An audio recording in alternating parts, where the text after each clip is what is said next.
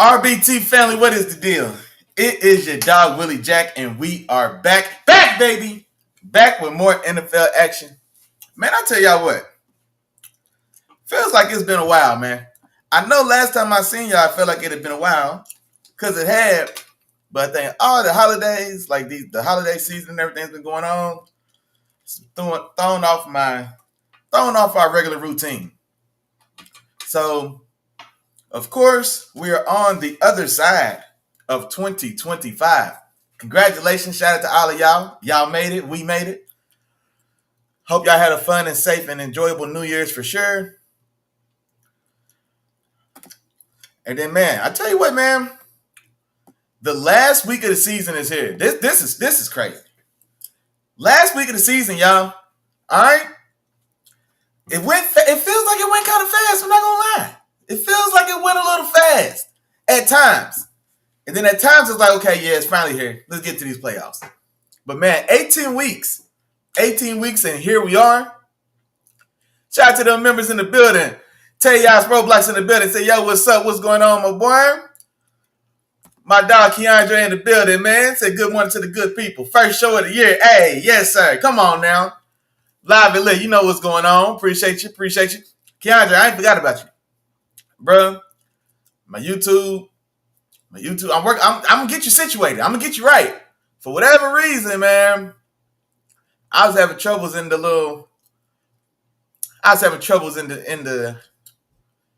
my YouTube studio or whatever. But I'm gonna get you together, bro. I ain't forgot about you. At all. What's going on? Sis in the building said, long time no see the family. Yeah, man, I know. Yeah, see all these holidays came and threw a wrench in our regularly scheduled programming. You know what I mean? It's been throwing us off track just a little bit. Tell y'all to lighten up the chat. Appreciate you. Hey, man, my dog, man, D-Dot in the building, man. Hey, man. Hey, we got something to talk about too, D-Dot. We definitely got some stuff to talk about, man. He know what's going on, man. It's still big nation business. You know what's going on. All we need is a little straightener. You know what I'm saying? All we need is a little straightener. We're going to get it going. Josh Juice in the building as well, man. The juice is loose. What's going on, man? The juice is loose. Hey, man, speaking of the juice being loose, you know what I'm saying? Shout out to OJ. Man, how y'all feel about Saquon sitting it down, man, and not going for that record? How y'all feel about that, man? Y'all let me know. Talk to me in the chat, man. How do we feel? How do we feel about and if the way it sounds, I think it's a Sirianni decision. So I know earlier in the year when Saquon had a chance to set his own like personal single season record or for like a game, they were playing the Giants in that game too, coincidentally. And Sirianni, the clip came out. It went viral a little bit. Sirianni's on the bench talking to Saquon like, hey, bro, if you want, you can go in there and, you know what I'm saying? You can go in there and stunt a little bit now. You can go ahead and set your own record in, you know what I'm saying, against your former team in they building. What type of poetic justice would that have been? Saquon's like, nah, man, I'm be the bigger person. I'm chilling, man. Like, nah, man, I ain't even trying to, it ain't even personal like that, bro. They did what they had to do. I'm going to go ahead and chill, let the backups get their carries, man, let everybody have a good time. Sirianni said, you sure? He said, yeah, I got it. You got it. Now, as fate would have it, Saquon's got a chance against his former team, again, the Giants, to now chase and possibly break Eric Dickerson's single season rushing record. And so now this time around, doesn't look like Sirianni put the chance in his hands. He's like, nah, man, look, we're going to go ahead and sit you down. And it's not just Saquon sitting down. That's the other thing about it that's critical. I'm chewing gum and I'm tripping. I'm going to fix it in a minute. But the thing about it is, it's not just Saquon sitting down. Jalen Hurts is already out, right? Because he had the concussion 2 weeks ago. He didn't play last week. He's not playing this week again. I think they're resting several of their offensive line starters. So it's a collective effort. We're sitting guys down. We're playing for the bigger picture. We got bigger fish to fry. But this is history, man. This is history. You know what I'm saying? And so, and the thing about it is, I may feel a little differently if Like, if everybody's playing and let's just rest Saquon or let's just rest Jalen. No, forget that. The fact that the old line is resting, like Jordan Mailata's not going to play. Probably the best left tackle in football right now. Lane Johnson's not going to play. Top 3 right tackle in football. And I think they're resting one of their interior O-linemen as well. I think Landon Dickerson. Landon Dickerson may not be playing in this one as well. That's a top 5 left guard in business. You talking to me. You know what I'm saying? So now running Saquon and with the third string quarterback, because Kenny Pickett got nicked up. So now it's Tanner McKee starting, the third string quarterback. We're resting 3 starting O-linemen. You know what I mean? So it does change the proposition slightly. So now with this context, it does make more sense that we don't send Saquon out there. You know what I mean? Now it does make more sense. But be that as it may, what do y'all think? You know what I'm saying? What do y'all think? Talk to me, man. Let me know what's going on. Let me see what y'all got in the chat. What's going on? Let's see. Tell y'all said, oh, okay, it's RTC. RTC, what's going on, man? He said to change his name. What's going on, bro? Oh, my dog RTC said the Giants are also going to win since the Eagles aren't starting. No, I don't think the Giants are going to win now. Let's not get carried away. Let's not go too far. I don't think the Giants are going to win. They're still extremely overmatched talent-wise, even with the Eagles resting as many starters as they are. Now, that's also indicative of the terrible state that the Giants are in, that even going into this game with the third-string quarterback, the second-string O-line, essentially, I'm not sure defensively, how many guys are going to sit or are going to rest. But even still, I'm still if I had to put the rent money on somebody, I'm still taking the Eagles. Even still. And then plus the Giants, Drew Lock and the Giants, shout out to them last week, but they already knocked themselves out of the number 1 contention. And so now, I mean, yeah, maybe that felt good in the locker room. Ownership and front office, I guarantee you, are pissed. So they're not looking to win this game. You know what I mean? They weren't looking to win any more games when they were in control for that number 1 seed. So I still don't think that in the grand scheme, the Giants are looking to win this game and knock themselves even further away from the number 1 pick. Because at this point, I think the Patriots have the number 1 pick. I don't know what they're going to do against the Bills. They played the Bills tough just 2 weeks ago. Now the Bills are going to be resting some guys as well. They're resting Josh Allen, so Mitchell Trubisky's going to start, etc.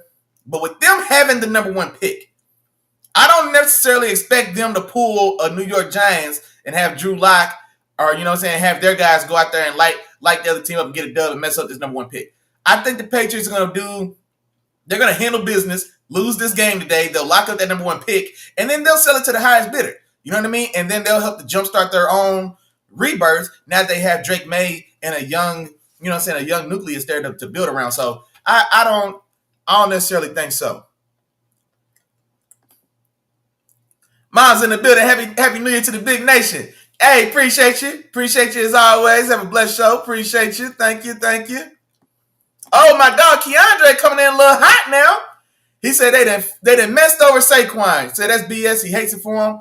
Oh, coaches protecting legacies. And see, that's one way to look at it, bro. But, and I don't know if you wrote this before we kind of talked about the additional context. Like, do you want to put him out? It's one thing to put him out there, and it's going to be a risk anyway. But do you also want to put him out there with all the backups? Because it's going to, think about preseason football. How just ugly and sloppy it is. So imagine like Saquon playing with the preseason squad. Like, bro, that's a little risky. That is a little risky. And then also, it may give the Giants extra motivation to like feel like he might be trying to shine on. So now guys might be trying to, put something on him. You know what I mean? Just to make, I don't know, man. It could get a little dicey. But I will say this though, Keandre. Like, I am of the mind, like, I would have wanted Saquon to at least like have a say in the decision. Honestly. So like that first time he played the Giants, he could have broke his single game rushing record. Sirianni asked him, like, hey, you want to go back in? We'll give you a couple more, man. Go ahead and, cap this thing on off. He said, no, I'm chilling. Now, this time, it is different. Third string quarterback, second string O-line. You know what I'm saying? So it is a little different. So do you feel differently knowing that? Or is it still, damn the torpedoes, let them get a chance, let them have a chance to go out there and make some history. My dog RTC also said go ahead and start Saquon. Okay, so y'all ain't feeling the championship. You know what I mean? They got a real chance to make a run. Hey, my dog Hoppy in the building. What's going on, man? Good morning to my dog Hoppy. He said it's not history. He would have had one more game to break the record. That would bother me. And you know what, Hoppy? I'm glad you kind of said that, man, because I've had similar thoughts. You know what I mean? Like it's not quite the same, but unfortunately, though, fortunately or unfortunately, depending on how you view these things, Hoppy, it is what it is, man. You know what I mean? You got to play the games on the schedule. We're not going to stop playing 17 games just because the record was made in 16. And then the thing about it as well, though, Hoppy, we got to remind ourselves, Eric Dickerson broke that record with 2 extra games than O.J. Simpson had when O.J. Simpson set the record. So O.J. Simpson, was the first back, I believe, to rush for 2,000 yards, and he did it in 14 games. We only have 14 game seasons then. So when the juice got loose, shout out to my dog Jolly Juice, man. When the juice got loose and broke for 2,000, he did it in 14. You know what I'm saying? And so when ED came around and broke that record, he had 2 additional games to do it. You know what I'm saying? So it has happened before. Now I don't know. No, and I don't think he had broke OJ's record by the time he got to week 14 either, though. So even I think Eric Dickerson, ED, and shout out to ED had came out and said something similar. He doesn't want to lose his record. You know what I mean? But I think he said something as well about, he's got an extra game to do it. And yeah, it's true. But ED, bro, you had 2 extra games when you set the record, bro. So it can't, you know what I mean? So, that's one of those things where it's unfortunate that way, but this is the times we live in. You know what I mean? Now, I felt more strongly about it when Randy Moss broke Jerry Rice's single season touchdown record, because Jerry set that record, 22 touchdowns. Jerry Rice set that record in 12 games. Bro, that's nuts. And Randy, don't forget, Randy Moss and that Patriots team, they needed all 16 games, and not only did they need all 16 games, remember, like, Randy Moss and Tom Brady were staying in games to the last 12 seconds ran off the clock, and they were blowing teams out by 40. So they not only had tons of extra time, they also, like, juiced it. You know what I'm saying? Like, they chased it. I think that was Tom Brady's career-leading touchdown season as well. I think that might have been the first time that season was the first season. Randy Moss's first season in New England was the first season that Tom Brady threw 30 touchdown passes, if I'm not mistaken. Something to that effect. And then the next year, I think that second year is when Moss broke Jerry Rice's single season record with 23 touchdowns. And I think Tom Brady broke Peyton Manning's single season touchdown record with 50. I think Peyton had that record with 48.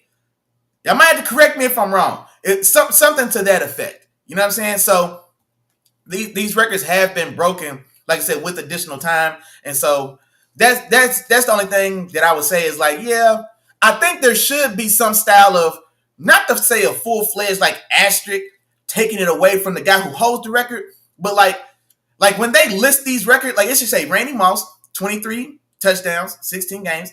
Then it should say Jerry Rice, 22 touchdowns, 12 games. And then, like, even in the rushing category, like ED at 2105, Adrian Peterson at 2097, et cetera, Saquon wherever he's at. And then if he breaks it, like, put 17 games there. Like, I still want the guys who did it in their time to get some type of recognition. Because going for over 2K in 12 games is crazy. Like, that's nuts. You know what I'm saying? So, yeah, that's crazy. But I feel you, though, Hoppy. That was a good point. That is a good point, though, man. That's a good point. Hey, my dog Keandre's got another good point. Hey, you can lose your career in a walkthrough. Hey, that's a fact. Ain't none of this stuff promised, bro. Ain't none of this stuff promised. You absolutely could. But still, let's play a little devil's advocate, right? With my dog Keandre, everybody in the chat. RTC said he wanted to start Saquon as well. Now, just hypothetically, because just like my dog Keandre said, every snap is, you know what I'm saying? Every snap is a risk for sure. Imagine Saquon on his third carry of the game getting rolled up. God forbid. You know what I mean? Somebody cuts him down from the side and his knee gets caught, stuck in the turf, man. God forbid it's a high ankle or worse, chasing that record. Or imagine he gets the record and then still sustains some type of lasting injury that makes him unavailable for the postseason. And so then, like, how do you feel then? Is it worth having this record at the expense of possibly having a championship? And Saquon himself, does he want that record more so than he does the chance to really win a championship? Because they're a team that has a very firm chance to be in the big game. You know what I mean? So nothing that you're saying is wrong, but I'm just this little devil's advocate. You know what I mean? See how we think. Creco in the building, man. It's my Giants fan, man. Shout out to my dog Creco. He said, yeah, they don't want to win. Not at all. Y'all ain't trying to fall out the top 5. Y'all already gave up the number 1 pick. You know what I'm saying? Conceded it, or, won probably when you shouldn't have. It felt good. But then now look at the future outlook, right? So now you got to pay New England to get back that pick that y'all had control of if y'all the ones to get it. Because now you got to outbid the Raiders. You got to what if Tennessee decides they want to be making an aggressive move for number 1? You know what I mean? So now you're in the auction line when you were in the driver's seat. So I agree with my dog Creco. He said the Giants don't want to win this game. Not at all. Hey, my dog Keandre, man. Hey, come on. Hey, man, somebody talk to him, man. Hey. Said, hey, if you was the two alike, man, the math ain't mathing, man. Hey, no free rides, man. All right? Matter of fact, I think it's up to 10 or 11 of y'all now. Hey, no free rides, man. Tap in with your dog, man. Holla at the 3 amigos. All right? I know I ain't said it in a while. They still there. They still in the back. Holla at the 3 amigos, man. Like, share, subscribe, man. Tell a friend to tell a friend. Tap in with your dog. All of that. My dog RTC said he already tapped in. I appreciate it. Appreciate y'all. But yeah, I really do understand both sides of that argument because this is history. You know what I mean? Like, it's history. ED, when he set that record, it was 1982, 82, 83. There hadn't been a guy come close to it since Adrian Peterson, the GOAT, AD, in 2012, fresh off of a fully reconstructed knee. You know what I mean? He tore everything in his knee but a sheet of paper, man. You know what I mean? And then came back and was 8 yards away from that record. So it took from 1983 to 2012 for somebody to get close to the record. And Saquon, he's close, but he's not right up against it. He still would need to go for a buck. You know what I mean? It's not like he just needs 30 carries. If he needs 30 carries, you know what, Keandre? That's what I'm going to ask you. And you too, RTC. You want to start Saquon? Here's what I'm going to ask y'all.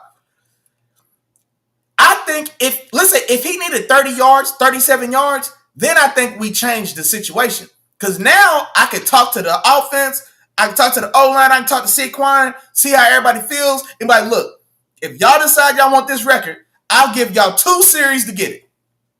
Y'all got 2 series to get Saquon 30, 35 yards. If y'all don't get it in the 2 series, I'm pulling the plug, man. I'm pulling the plug. But the fact, like, he needs a full buck. He needs like 102. He needs a full game worth of carries. You know what I'm saying? Because he's not guaranteed to explode for 100 yards in the first quarter. I know he did that 2 weeks ago against Washington, but how often does that happen? So theoretically, knowing that he needs a full buck, knowing he needs a full bill, knowing that he needs roughly 20 touches to get it, that proposition is a little too risky, man. That proposition is a little risky. My dog Hoppy said, hey, dude is great. For sure, you're right.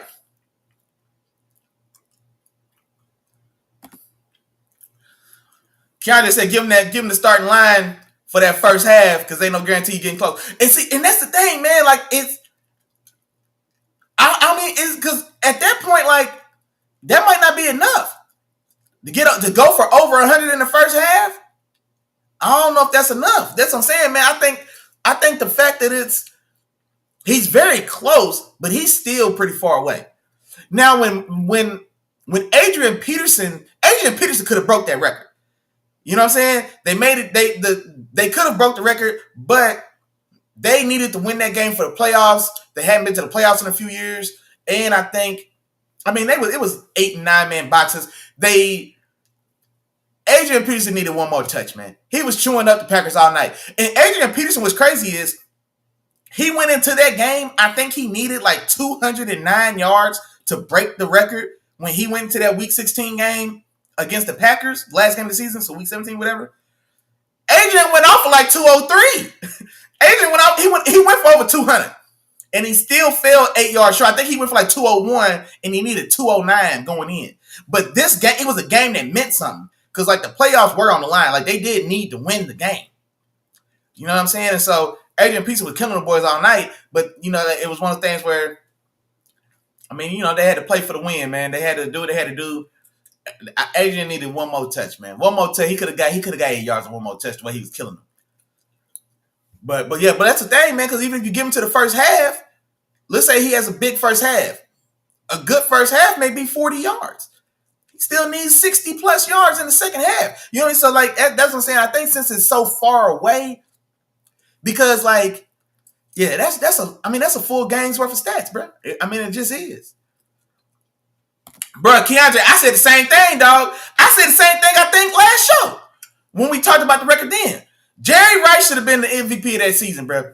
It's a crime, and there's, like, I can understand, like, okay, well, it's hard to, how do you differentiate between a receiver's success? How do you differentiate that from the quarterback's success? Because, the chicken has to come before the egg, so to speak. But the fact that Jerry Rice didn't get the MVP, and this is the thing about that season. It was a league short year. It was the league went on strike, so he only had 12 games. He had 22 touchdowns. Jerry didn't get the MVP. John Elway got the MVP on a funky-ass 7-5 Broncos team. I think Elway's stats was like 2,200 yards. Touchdown to interceptions might have been like 14 TDs to 8 interceptions. Just some ridiculous nonsense, bro. Just something ridiculous. It pisses me off. I wasn't alive when it happened, and it still pisses me off when I think about it. Jerry Rice should have been league MVP that year. There's been a couple, because, like, it's no secret it's a quarterback award now, unless you're Adrian Peterson and you rush for 2K and lead the team to the playoffs. You know what I'm saying? But also, there's not like Lamar or Joe Burrow having all-time great quarterback season, because Saquon's not going to be the MVP of the league. Even though he, went on a 2,000-yard record. But yeah, it's tough. If you're not a quarterback, got to be a running back. You got to be an Adrian Peterson, a Barry Sanders, an Emmitt Smith, like a bell cow style of lead the offense style of back, and you've got to put up some style of monster numbers, and that still doesn't guarantee you. CJ2K wasn't the MVP of the year. He went for 2,000. You know what I'm saying? But yeah, man, so it's crazy the way that stuff happens. But I'll tell you what, man. That's a huge MVP snub in my book. Jerry not getting that MVP. J.J. Watt should have been MVP of the league, man. The year Aaron Rodgers won his second MVP, I think, J.J. Watt was the MVP of the league. 20 sacks, 20 batted passes. He had like 6 or 7 touchdowns on offense, lining up as a tight end. Got that Houston Texans team to the playoffs. Now, they got spanked in the wild card against the Bengals. Man, what J.J. Watt, I'll be standing on that to the day that I don't breathe no more, man. J.J. Watt was the league MVP that year. I don't give a damn that Aaron Rodgers had all those pretty stat padding stats that don't mean anything, because I'm pretty sure they got washed in the playoffs in the first round that year too. You know what I mean? But it is what it is. It is what it is. But let me see. Catch up. Hey, my dog Hoppy said, hey, man. Hey, Hoppy knows what's going on, man. Hey, sometimes you got to keep the main thing, man. He said, if we got to carry Mahomes to and from the stadium, we don't need no accidents messing up, you know what I'm saying, messing up the real prize, man. We want to win the Super Bowl. They want a 3-peat. Now, here's the thing, Hoppy. Let's say 17-0 was on the line today. Do you want Mahomes to play then? If Big Josh didn't beat y'all and y'all building earlier the year, and y'all were in 17-0 was on the line, would you want Mahomes to play and go for this 17-0? That's a question. Not just you, Hoppy. It's a few Chiefs fans in here. My dog Keandre, Jolly Juice in the building. Some more of these Chiefs fans. If y'all was 16-0 today, with the number one seed still locked up, but you're 16-0, do you want Mahomes to play and try for that 17-0? How do y'all feel about that? Y'all let me know how y'all feel about that.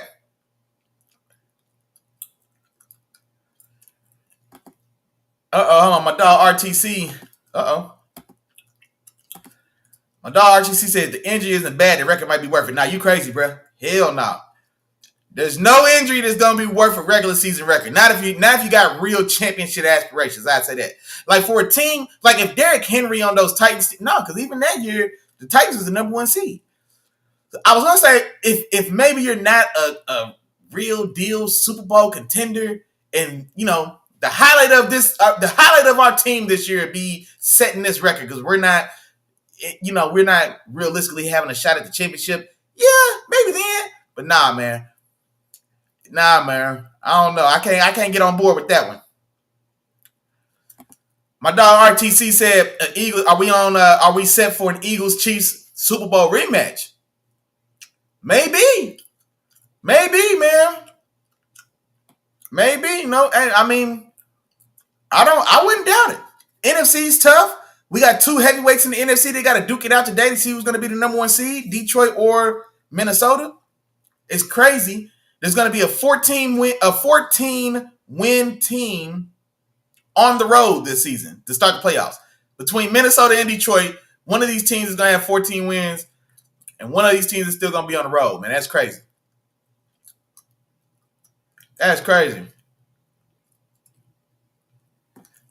Keanu just said 100 against the Giants in 2 quarters is a lot. Man, hey, don't be so sure. Don't be so sure. My dog Hoppy said, hey, my dog Hoppy know what's going on, man. He said, nah, 17-0 sounds good, but the 3-piece more important. And that's a fair point because we talk about that Patriots team, the one we just talked about, the record-setting year from Tom and Randy. They were 17-0. No, they were 16-0. But we don't really they lost the big one. They lost the one that matters. You feel me? So like they still lost the one that matters. And so now that team, which like you gotta imagine, if that team wins the Super Bowl, it's probably unquestionably considered the greatest team in the history of the league. But they're not. They went 16-0. They, you know what I'm saying, dominated, did whatever they had to do. And then Eli and the Giants and a helmet catch here and, you know what I mean, some magic there. They lose that Super Bowl and we don't even talk, like, we don't talk about that team. We don't talk about that team. Now, Tom has 7 other championship teams that we can talk about, of course, but we don't talk about that team. You know what I mean? Like the Chiefs are 15-1 right now. We don't talk about other 15-1 teams if they don't win the ship. The Bears, after the 85 Bears won a championship, I think that next year they were 15-1. 15-1 or 14-2, but they lost in the playoffs that year in the second round. So we don't talk about it. It happens. Definitely happens, man. My dog Hoppy said Super Bowl's over everything. It's a good point. My dog Miles in the building, man, he woke his ass up this morning. Oh, that was in Buffalo. My fault. That game in Buffalo. But yeah, but Sid Mahomes, no matter what. Yeah, it's the same thing Hoppy was saying, man. Super Bowl's over everything. And that's kind of what I'm saying too. Like, I do want people to like having a chance to write your name in history. That does have value. But we gotta have priorities though. You know what I mean? We gotta have priorities. And I think if you're in a Super Bowl winning window, a realistic Super Bowl window, I think that does have to come first, man. That does have to come first. That does have to come first, man. If we got a real shot at the bowl, we got to do that. Let me see. Oh, man, see, look. And you know what? I said I had this gum in my mouth and I was going to do something about it. But then we got to talking and I don't have like a napkin, paper towel. I tell y'all what. Entertain yourselves.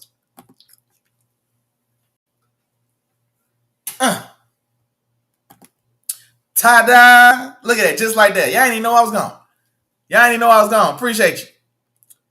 I appreciate you. But yeah, now we're gonna go ahead and get into some of these games, man.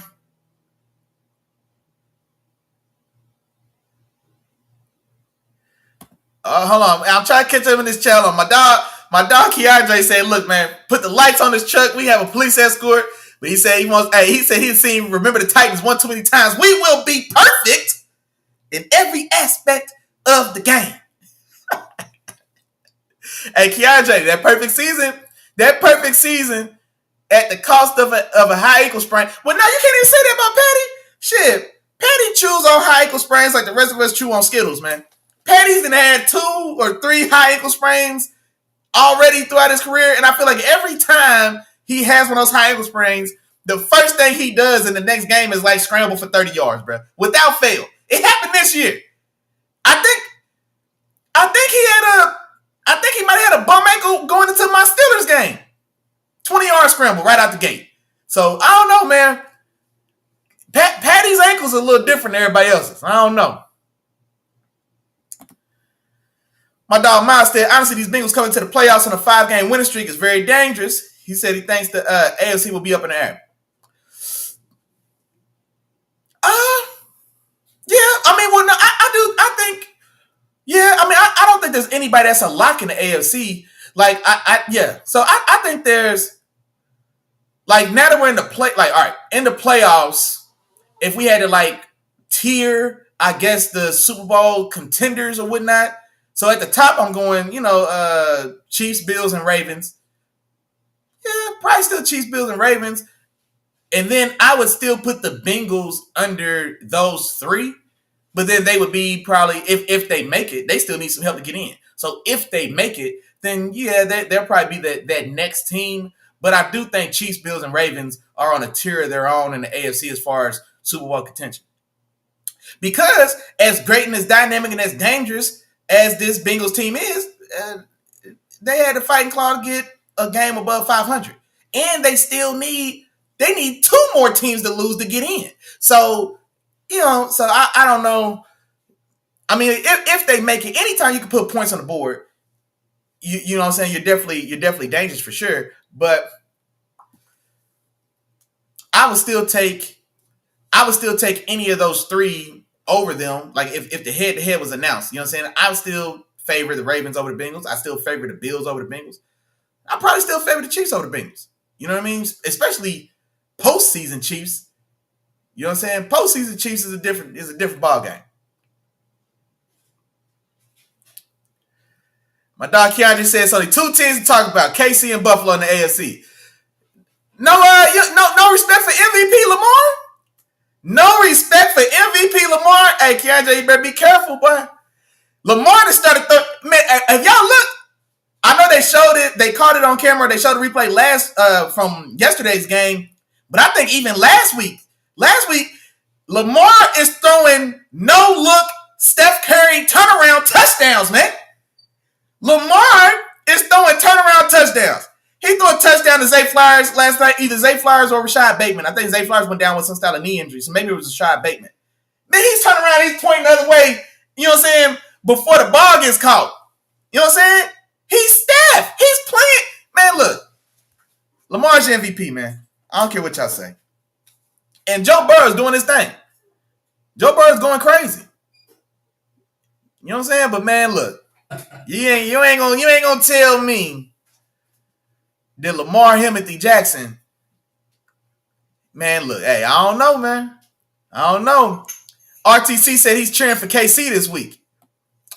Why are you cheering for KC? Oh, so you don't want the Bengals to get into the playoffs? Because if Kansas City wins, the Bengals don't make it.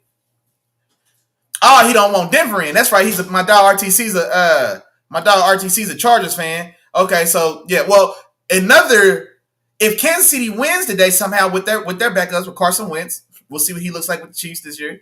So if the Chiefs do win, Denver's out, and no, I think the Bengals may be in because they still need the Chargers to lose too. That would get Miami in. Okay. And then yeah, if the Chargers win, they move up to the 5th seed to play Houston. No doubt. Yeah, I think everybody, if you're not having a home game, so that fifth seed looks very appealing to a lot of us. Because going to Houston, the way Houston's looking right now, hey man, going to Houston the way Houston looks like now, that looks like the easiest path, man. That looks like the easiest way to go. My dog Hoppy said ain't nobody scared of the Bengals. I feel that too, bro. Yeah, 2-7 against 500 teams. Now, hey, you know what, Hoppy? I'm glad you said that. I almost said that like 2 weeks ago when we was on the show talking about Joe Burrow's MVP case. And because honestly, you gotta remember, they just beat my Steelers last night. So they were 1-7 against 500 teams or better. And so for all this special dynamic play we've seen from Joe Burrow, Jamar Chase lighting them up, they're not beating anybody good. They didn't beat anybody that was good, pseudo good. You know what I mean? As far as record goes. So they were 1-7 against teams with a 500 record or better. And then last night, of course, they beat my Steelers. So now they 2-7, but 2-7 against teams over 500. And what's crazy about that as well, like my Steelers, we on a 4-game losing streak now. It is what it is. But before that, we were like 5-0 or 6-0 against teams with a 500 record or better. You know what I'm saying? So it is what it is. But no, that's a very good point though, Hoppy. It's a very good point. My dog Hoppy said they need the Jets. Who the Jets playing? Oh, Jets playing the Dolphins, yeah. So they need the Jets to win, and they need the Chargers to lose as well. Who the Chargers got? And the Vegas. So they need Las Vegas to beat the Chargers, and they need the Jets to beat the Dolphins. Yeah, I'm with you, Hoppy. I'm with you, man. I'm with you. It was entertaining. You know what I mean?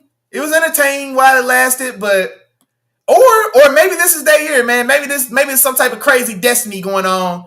Maybe the NFL's edited the script, and all this was just a big ploy to backdoor the Bengals into the playoffs, and then to make things a little interesting, a little messy. If the Chargers win, they get the Steelers versus Ravens wild card.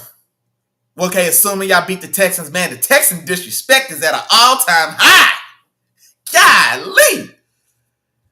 My dog NFL questionnaire in the building, man. What's up, man? He said, welcome to the Arrowhead Invitational. Hey, y'all the home team. Y'all the number one seed.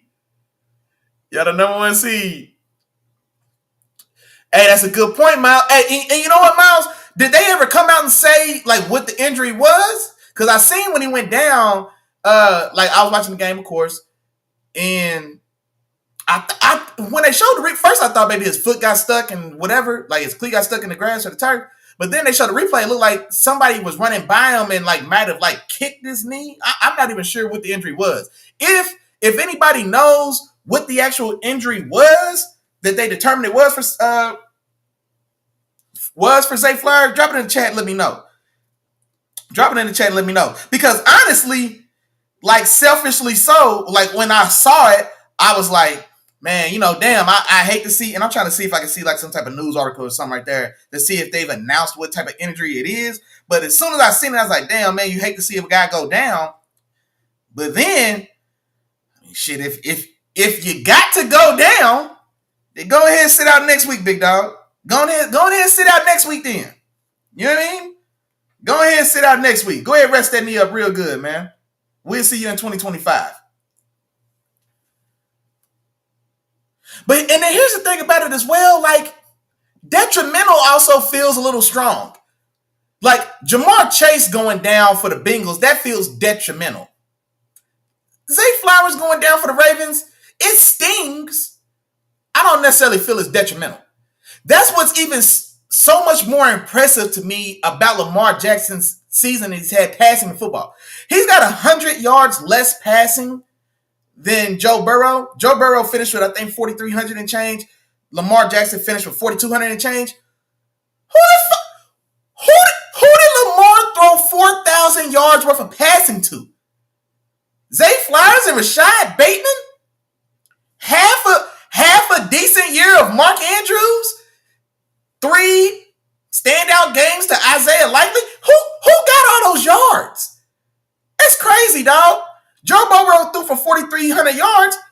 He damn sure should have. His receiver was the best one in football this year. Triple Crown winner. 120 catches, 1,700 yards, 17 touchdowns. T. Higgins is a stud. When he's not injured, he can take over a game. Last week against the Broncos in overtime, he won that game. He won that. He got the lead in touchdown, or either took the lead or tied the game up in the regular time possession.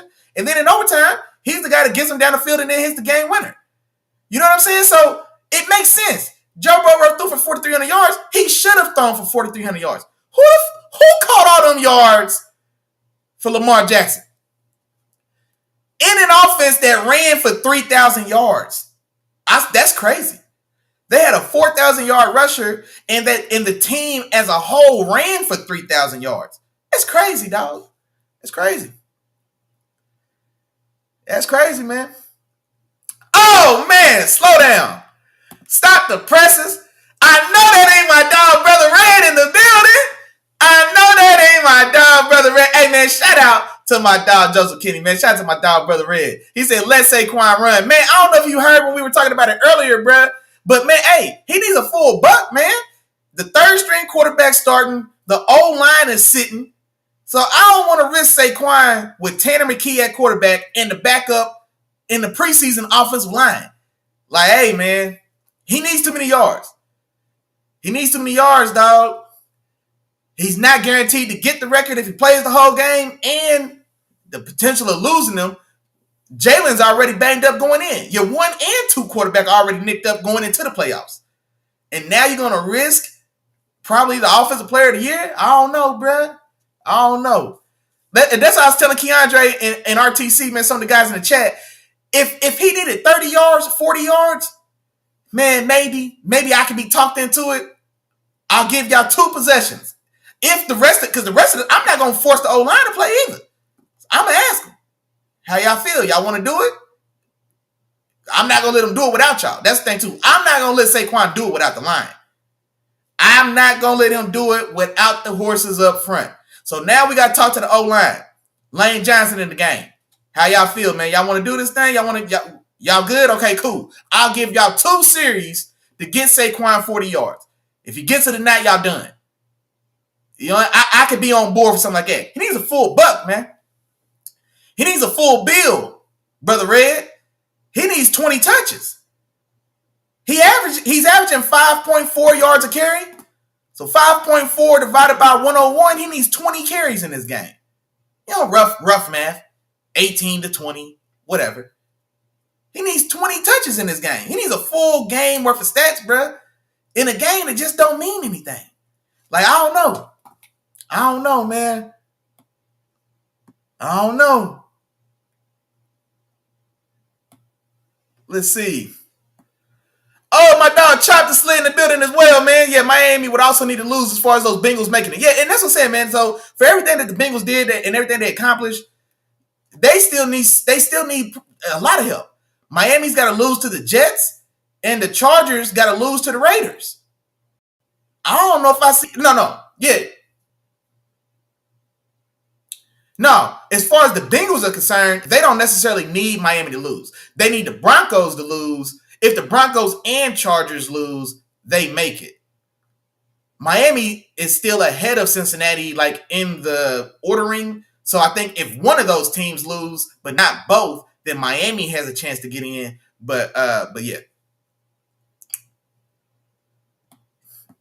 Yeah, no. The Chargers are already So the Chargers are already guaranteed a playoff slot. We're talking about if they still lose to the Raiders. Like the Chargers still have incentive to play and win because if they win, they jump to the 5th seed and they play Houston. So that's still beneficial. So in your opening game, the Chargers still have some on the line because they're deciding if they're going to play Houston or if they're going to play Baltimore. So they still want to play Houston. So they still have something to play for. So even they're locked into the playoffs, but they still have something to play for today. So that's why I still don't think that they lose against the Raiders. I think they still got something to play for. Hey, Houston looking real sweet right now, bruh. My dog Miles ain't never. Hey, Houston looking real sweet. Houston looking real sweet right now, bruh. That's a fact. Houston out there renegade. Somebody gonna bring them home. That's all it is. Everybody in line to bring Houston home, boy. That's all that's going on. My dog, Brother Red said, can we put some respect? You heard what he said.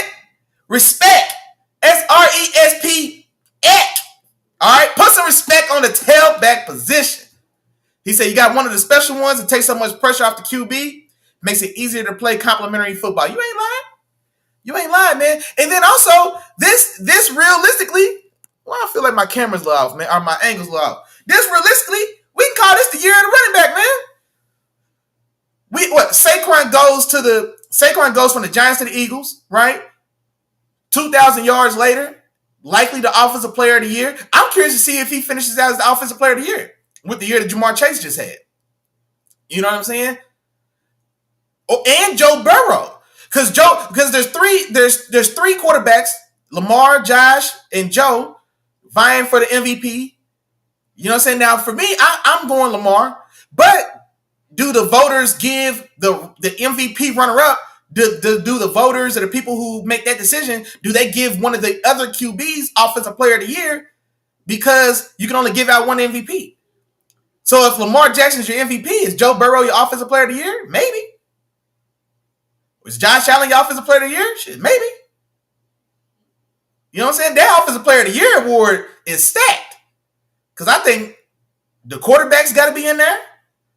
Jamar Chase, the Triple Crown winner, he's got to be in there. Saquon went for 2,000. He's got to be in there. And I'll tell you the forgotten guy in all of this, we forget that Derrick Henry didn't play his ass off this year. Derrick Henry's got 1921. He's got 19. Derrick Henry's 80 yards shy of 2,000. He had 20 less carries than Saquon. 20 less carries. And he averaged more per carry. Derrick Henry averaged 5.8 yards a carry this year. Damn near 6 yards. You see what I'm saying? Fantastic year as well. So, we forgot about him, but shit, he should be in some consideration for Offensive Player of the Year. He should be on the ballot. He had a fantastic year. So that Offensive Player of the Year category is stacked, man. It's stacked. But getting back to what my dog, Brother Red said, Saquon, the impact or the production that we've seen since he got to the Eagles team. Derrick Henry now with these Ravens. The one that really stands out to me, because the argument can be made with the Eagles and the Ravens that these are two talented teams, etc. Boom, boom, boom. Josh Jacobs on that Packers team, dog, going crazy. You know what I mean? We can't forget, it wasn't that long ago, Derrick Henry was on the Bears before he got to the Lions. David Montgomery going to the Lions was one of the integral pieces to that team that helped change the whole culture of that team. That hard-nosed physicality, David Montgomery brought that with him. You know what I'm saying? And so, Aaron Jones with the Vikings, Kyron Williams with the Rams, a guy that we don't talk enough about, Bucky Irving, the rookie in Tampa Bay, having a fantastic year. You know what I mean? So, running backs have definitely, there's been a lot of damn good running back play this year for sure. And the guys at the top are getting a lot of credit, but we probably not giving enough due, man, to some of these other guys. Because Bucky Irving in Tampa Bay played his ass off. And he didn't get the lead back roll until like week 8-9. And I think he's got 1,500 yards. He's got 1,500 combined yards this year. Touched 1,000 rushing, I believe. You know what I'm saying? Like really helped settle down and solidify that Buccaneers, helped them Buccaneers stay competitive when they lost their top 3 receivers on the roster. They had to play the middle part of the season. They lost Chris Godwin for the year in week 4. Mike Evans went out that same game and didn't come back until week 9 or something like. Mike Evans just got back 3 games ago. So who was Baker Mayfield throwing the ball to? Yeah, Bucky Irving getting busy. So yeah, man, we definitely got to put some more respect on these running backs, man. That's a fact. Shout out to my dog, Brother Red, man. My dog Keanu said they not a dark horse, they a dead duck. Hey, yeah, no, I ain't gonna lie, man. I don't imagine the Broncos and the Chargers losing today. Like the Chiefs have conceded this game. If you want it, Denver, you can have it. You know what I mean? They've conceded the game, essentially. Denver, if y'all want this one, you can have it. So right then and there, boom, because they need both to happen. So not only do they need that to happen, the Chiefs to still win this game that they don't care about with Carson Wentz, they also need the Raiders to beat the Chargers. The Chargers, who have something to play for, playing for that fifth seed, and the Raiders, who just ain't no good.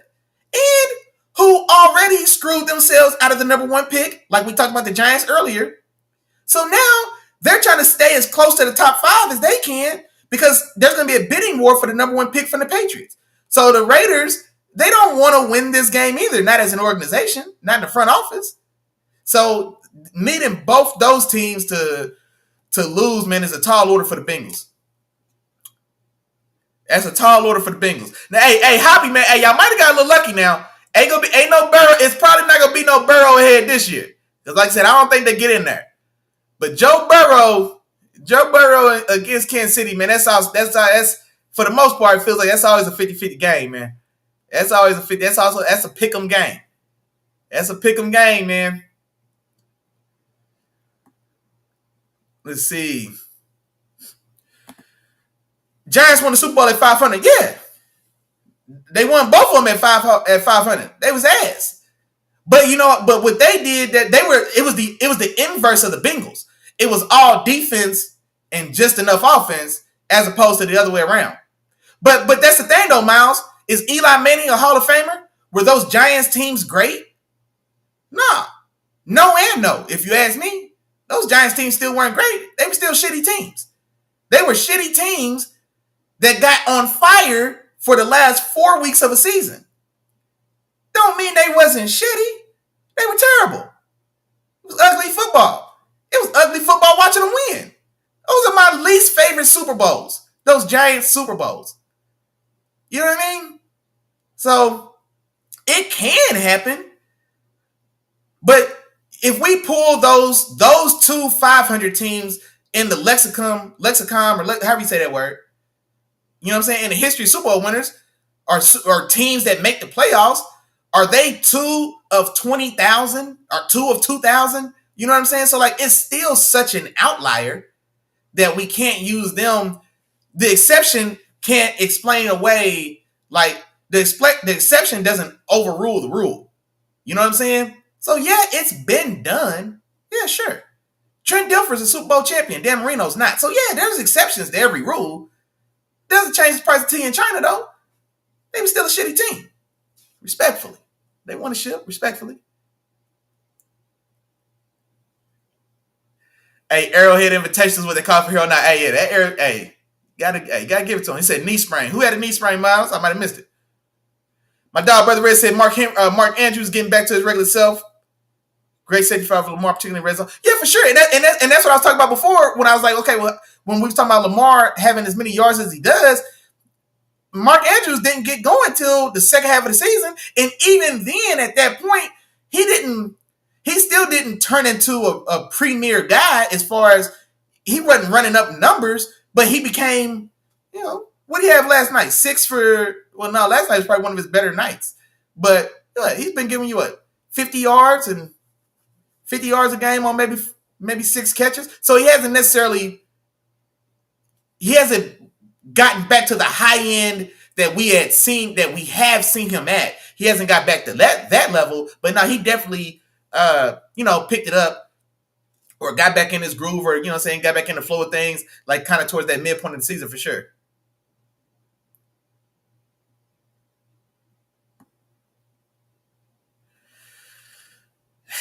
Yeah. And all that's well and good. I think the fact that they'd have to play the full game. I think he's too far away from the record to make it realistic. That's what I think the problem is. I think he's too far away from the record. He needs a full buck, man. He needs a full 100+ yards. He needs a full 20 carries. You know what I'm saying? And what's to stop somebody on the Giants from filling away, man? Rolling up his ankle, twisting him up in a pile. You know what I'm saying? What's the stop? Because nobody wants to injure another guy. You want to hurt him, though. You know what I'm saying? Like, if it's the Giants, we've been getting our head bust all year. We done already had to watch you across the way in division going crazy.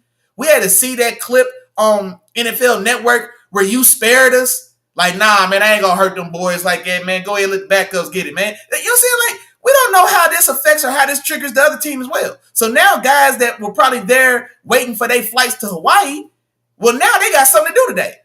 Oh, so now Saquon gonna suit up in week 17 with nothing to play for. You know what I'm saying? Like now, man, we motivate them guys. You know what I'm saying? And so I don't know, man. I like I said, if it was 30, 40 yards, like he's right there within like reaching distance of it, yeah, I'll give him 2 series. You got 2 series to do it, everybody sitting down. But he needs a full game. Even Keanu said give him a half. A half ain't enough.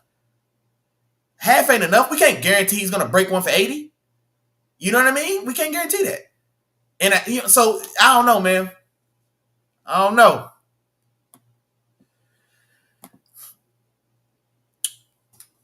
My dog Isaiah in the building, man, he said Bengals need Miami and Denver. I thought they needed Denver and the Chargers, is what I thought.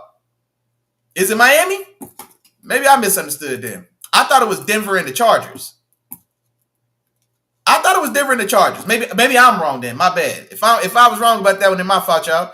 Why did I think the Chargers were still involved or in the mix in the Bengals like equation or something like that? So that could be on me. Who the Dolphins got? The Dolphins got the Jets, and the Dolphins got something to play for today too, because the Dolphins are still in it. So like either way, I think Denver losing to Carson Wentz and the Chiefs, I think that's a tall order. I really think that's a tall order. So now if somehow Carson Wentz leads the Chiefs over Denver, that's crazy. Then that does make it a little more interesting. Because I think Miami is on the road. Yeah, in New York, it's cold. We know what being outside in the cold does to Miami. So that does change the equation a little bit if it is Denver and the Dolphins. But Denver still got to lose to Carson Wentz right out the gate. I believe. I think that's a 12 o'clock game. So that's got to happen right out the gate before anything else even matters. And I don't know, man. I'd be surprised to see it happen.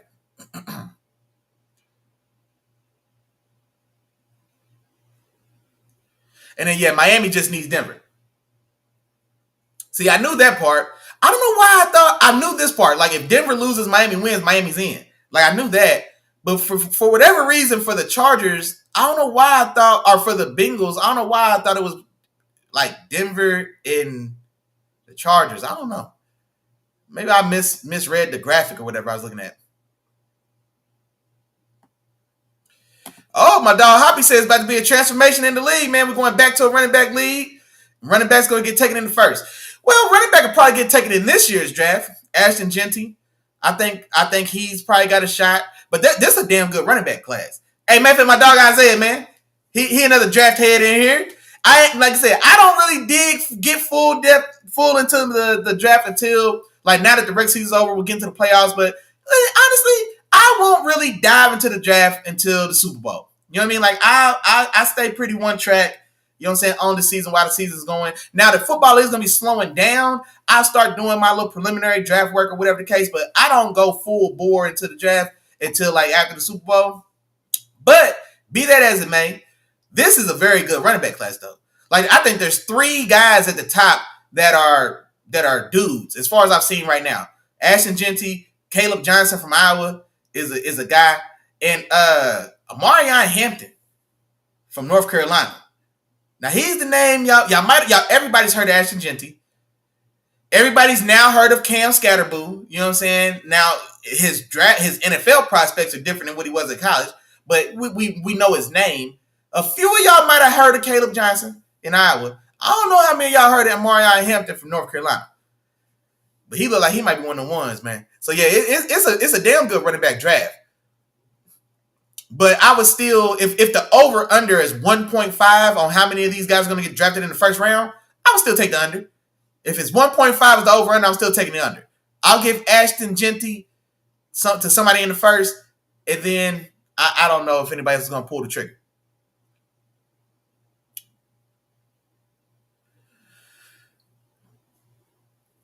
Let me see. Said Saquon's got 34 less carries than ED had when he set the record. Yeah, ED also didn't have A.J. Brown and Devontae Smith on the outside. He didn't have Jalen Hurts. You know what I'm saying? Being a threat in the RPO run game as well at quarterback position. So it's still each of them has faced their own challenges. I would still argue that ED had a tougher role because the talent around ED wasn't near enough as what is around Saquon. So Saquon has less carries, but he's also had the lighter load. So he's got less carries, but he also had a lighter load as well. So we can't forget that part either. Now don't forget that part now. Who would have named the two receivers that started on the outside with ED in '83 with the Rams? I can't. I don't know who his quarterback was.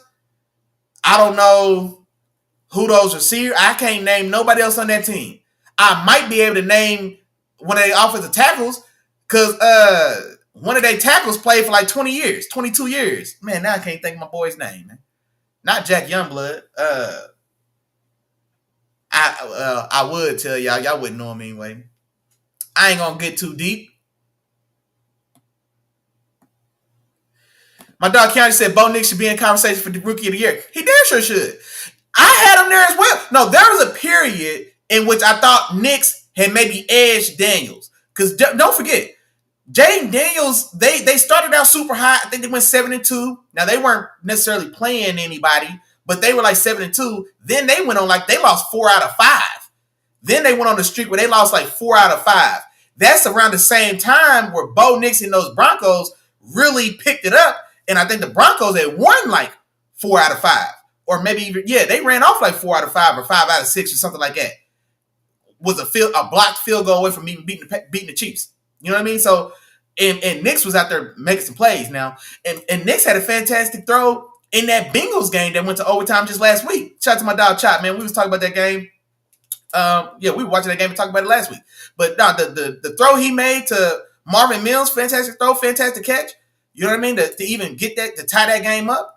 Or whether they kick the extra point to tie the game up after that. So, Bo Nix been playing good ball. I think that Bo Nix he's cooled back off slightly, but Jaden Daniels has picked it way back up. So I think Jaden Daniels has picked it way back up. But I would argue, I think Bo Nix should be in the conversation. But I think realistically, Jaden Daniels and Brock Bowers are the guys for that award, in my opinion. I wouldn't be mad to see a co-offensive rookie of the year. I wouldn't be upset at Bo Nix and Jaden Daniels as co-rookies of the year. Because it's been done before. I normally don't like that type of stuff. Sitting on the fence, 1 foot in, 1 foot out. I hate that. Even when I talk to my dog Chop or talking to y'all and I ask y'all for like a top 5 and y'all give me a 5 and then a 5B, I'm like, man, y'all better get off that fence. So I be feeling like that too. But if you told me that Brock Bowers was the co-offensive rookie of the year with Jaden Daniels, I wouldn't hate that. Brock Bowers played his ass off. Brock Bowers is having an all-pro season as a rookie tight end on a shitty Raiders team. Who threw Brock Bowers the ball?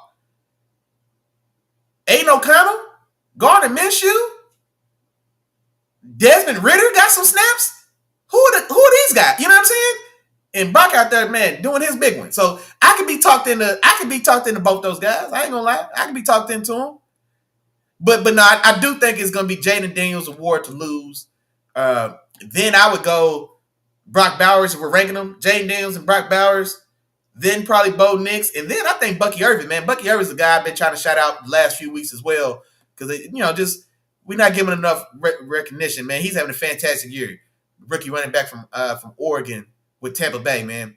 Who took over as that lead back like just 6-7 games ago, at the second half of the season. He's been playing his ass off. My dog, I might be behind in the chat, man. My dog, Brother Red, man, shouting out Josh Jacobs and Bucky Irvin for sure. Okay, Isaiah said the Chargers loss does nothing for the Bengals. I don't know why I thought in the graphic that it had the Chargers. I thought it said Chargers and Broncos. Maybe I was tripping. Okay, so Broncos, Dolphins. Oh, Keanu says so Eli doesn't go to kick. Man, you think Eli's a Hall of Famer? I don't, man. I don't. He was a very mediocre quarterback that had 2 extremely hot outlier playoff runs. He was still shitty in those regular seasons. You know what I mean? He had 2 spectacular outlier years Not even full years. It's not like he had 2 magical years. No, he was shitty in them 2 years too. But they got extremely hot for 2 playoff runs. And the biggest credit to Eli Manning's legacy is he's only got to beat Tom Brady in the Super Bowl, and he did it twice. Both those times those teams ran up against the Patriots. Now, lucky for them, schematically, they were a good team. They were just a bad matchup for the Patriots. Strahan and Tuck and Human Euro up front. Man, come on, man. It's a bad matchup for the Patriots. And the defense carried the day in both those games. And then David Tyree, your 5th-string receiver, I don't know if he had 10 catches on the season. He makes one of the most spectacular Hail Mary catches that we've ever seen. A Hail Mary that didn't score. I mean, I'm calling it a Hail Mary, but it wasn't a touchdown pass. But you know what I mean? Eli gets out of a sack and throws one to the rafters. David Tyree goes up there and pins one to his helmet, falling down. You know what I mean? Like, I don't think he's Hall of Famer. Because in the Hall of Fame, like, yeah, you do, like, there's part of the resume is your accolades and, like, what you did. But before we even get to, like, awards, well, who were you? He was a mediocre quarterback for his career. Consistently on teams that he led to roughly 500, consistently was amongst the league leaders in interceptions year in and year out. Who was, I mean, I don't know, man. It doesn't tickle my boat, man. Doesn't tickle my fancy. Doesn't rock my boat. I don't think he goes in the Hall. I don't think so. Not in my humble opinion. Doesn't mean he won't get there. That's my opinion. Oh, Isaiah said 15. Man, it's a lot of guys. Okay, starters and number 2s. Okay, because I don't know if it's 15 starters now. I don't know if it's 15 starters. But if you're saying there's 15 guys that'll definitely see playing time, get in rotation, because I know the 3 at the top are dynamite for sure. Or at least my 3. You know what I mean? I really like the 3 at the top from what I've seen so far. Travion and Judkins in Ohio State are interesting. You know what I mean? But those 3 at the top, I think, are guys for sure. But yeah, no, there's more than a couple Zach Charbonnets and guys like this that are going to be rotational contributors for sure. Let me see.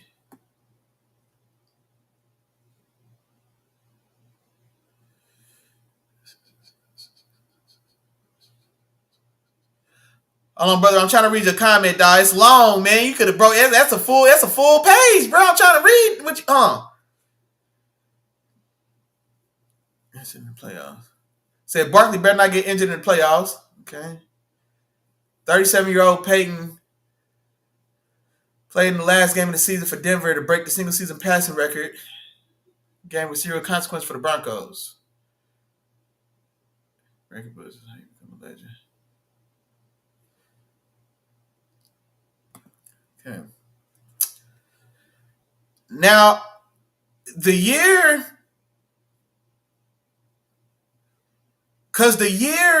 me think about that. Because the year that Peyton broke that passing record, that's the year they lost the Super Bowl to the Seahawks.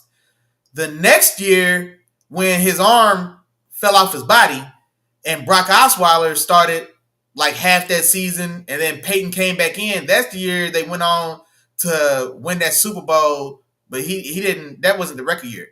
Well, I guess maybe I'm confused. I thought he was talking about if you're talking about the Super Bowl. If Saquon and the Eagles don't win the Super Bowl, wait, I'm gonna come back to that, brother Red. I'm gonna have to take my time and read through that so I can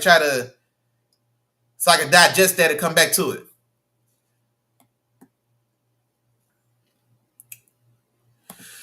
No, okay, here we go. So Eli goes to Canton because he's got 2 rings. His last name Manning.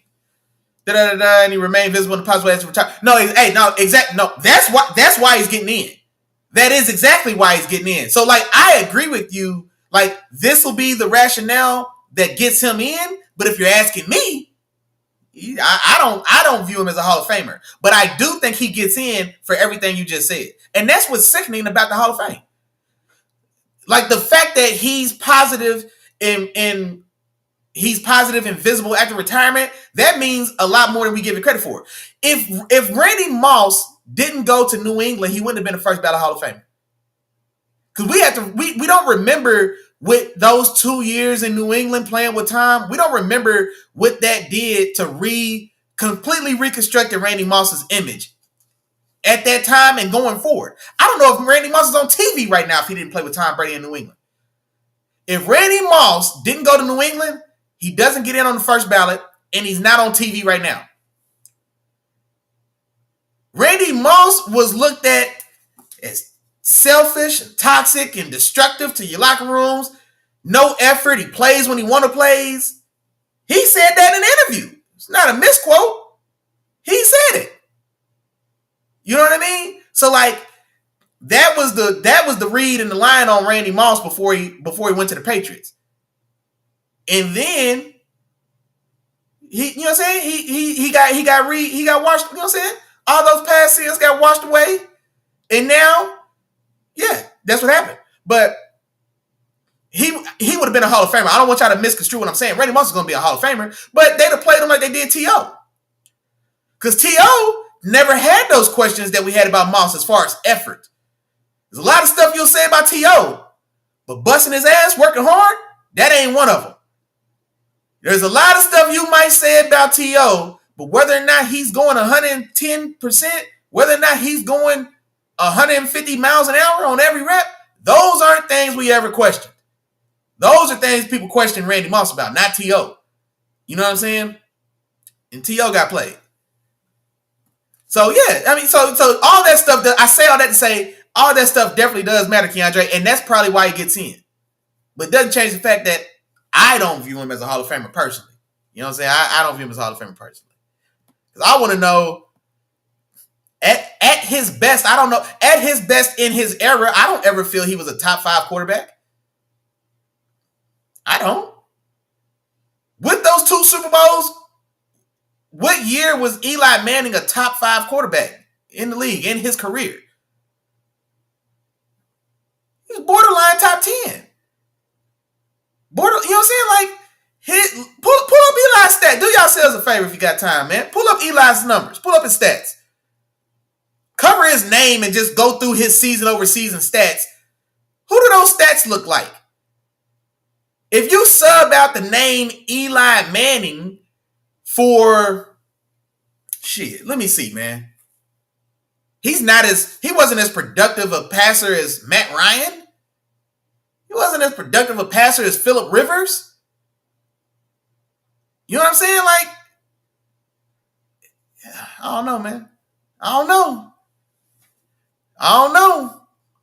It was awful Sam Darnoldish. It was awful pre-Vikings Sam Darnoldish, those numbers.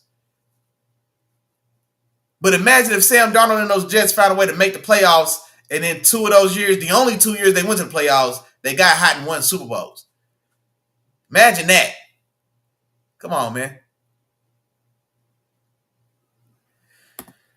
My dog, Keon says, is there still such a thing as full-time starter in the NFL? Yeah, there's a few. Josh Jacobs is one of those guys. You know what I'm saying?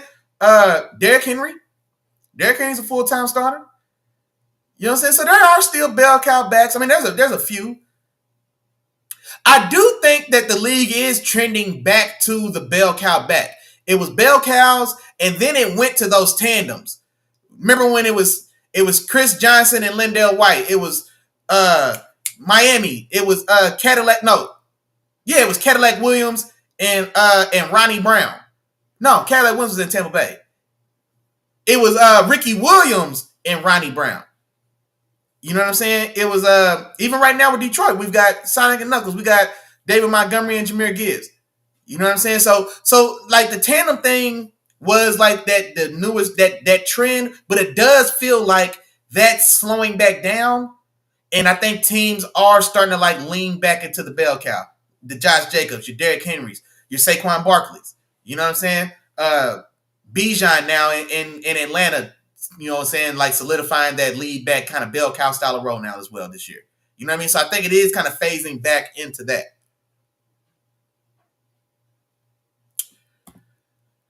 Oh, it said talk about receivers. Does Ocho deserve to go? I think Ocho's interesting. See, but like honestly, my first impulse is no. Hall of very, very, very good. That would be my first impulse. But if Steve Smith gets in, well then I think that opens it for Ocho Cinco. And I like Steve Smith as well. I thought Steve Smith had an MVP caliber year. The last Triple Crown winner before Jamar Chase just set the Triple Crown this year. Well, then I think we had Cooper Kupp. But before that, the last guy to do it since like 2000 was Steve Smith, and that's the year. The year that Steve Smith won the Triple Crown is the year that he took the Panthers to the Super Bowl against the Patriots.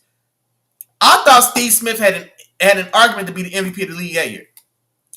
And so Ocho, Steve Smith, like those are guys that I kind of tend to lean Hall of very, very, very good, but I don't quite know if I'm gonna say Hall of Fame. But I love Ocho, man. I love Ocho.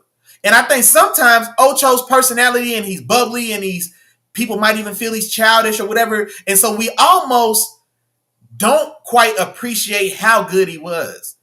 Ocho was fantastic. You know what I'm saying? Ocho was fantastic. Tremendous, tremendous route runner. Start and stop ability.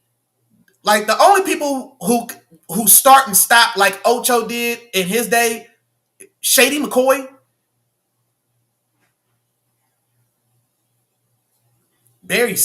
Special feat. I'm not talking about like overall speed and elusiveness. He didn't have moves like Barry or he moves like Shady, but like running full speed, stopping right now on a dime, cutting in and out. Like, man, special. Very special, man. But I'm not gonna be upset if he gets in at all. I love Ocho Cinco. I think he's a fantastic player, man. He was great for the league. You know what I mean? For sure. Oh, my dog Isaiah got some names for me. Ashton, Hampton, Gordon, Judkins, Hinkins. See, Judkins and Henderson, I'm not sure if they're lead backs. Caleb for sure. K-Tron Allen from Penn State.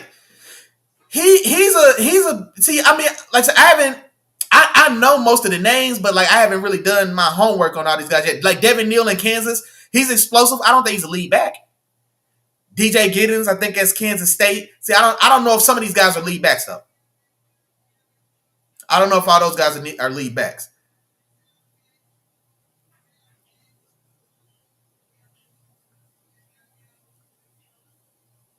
Hey, my dog Isaiah. Hey, that's how I feel, bro. Never a top 5 back. He was never a top 5 quarterback in his time in his career.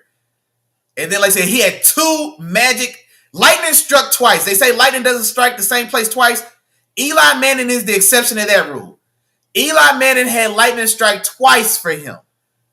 And then outside of those 2 lightning strikes, ass. Trent Nash, terrible. Joe Flacco, less productive than Joe Flacco. I don't even know if he was as productive as Joe Flacco.